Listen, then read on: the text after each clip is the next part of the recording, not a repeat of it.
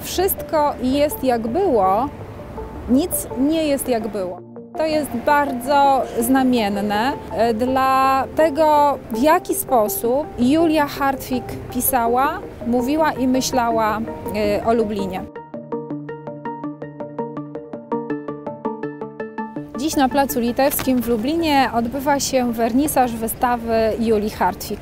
I jest to wystawa przygotowana przez ośrodek Brama Grodzka Teatrynen w ramach obchodów stulecia urodzin Julii Hartwig w Lublinie. Kochamy miasto rodzinne za wspomnienia naszego dzieciństwa i młodości. Minęły dziesiątki lat, a ja wciąż oglądam dziecinnymi oczami skwer na Placu Litewskim i nieprzebyty w swoim ogromie dla dziecięcych nóg ogród Saski. Opowieść o Lublinie Julii Hartwig rozpoczynamy od cytatu z eseju, który jest zatytułowany Lublin niezapomniany.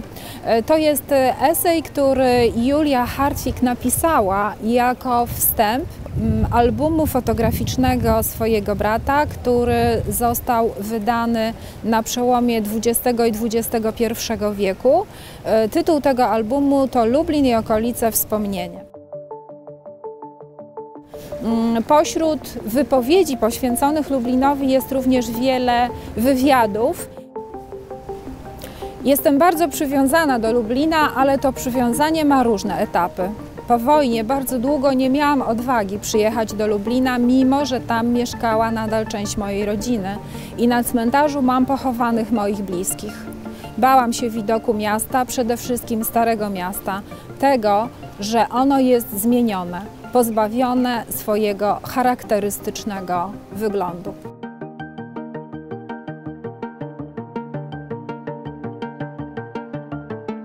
Związek Julii Hartwig z fotografią był związkiem bardzo bliskim. To był właściwie związek rodzinny. Mówiąc o fotografii w rodzinie Hartwigów, właściwie od razu przychodzą do głowy dwa imiona. Ludwika i Edwarda, czyli ojca i brata Julii Hartwig. Pisząc wstępy do albumów fotograficznych swojego brata, bardzo mocno podkreślała jego kunszt artystyczny, ale również tą wspólną wrażliwość, jaką oboje mieli. Wrażliwość na otaczający świat, można powiedzieć, że różniła ich materia artystyczna, czyli jedno wypowiadało się w słowie, a drugie w obrazie, dzięki czemu też powstawał wyjątkowy dialog rodzeństwa.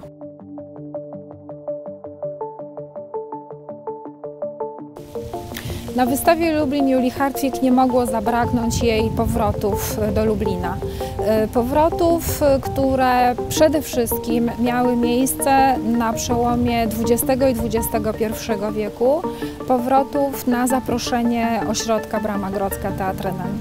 Jednym z takich bardzo ważnych powrotów dla nas w Bramie Grodzkiej to była wizyta Julii Hartwig, która miała miejsce w 2006 roku.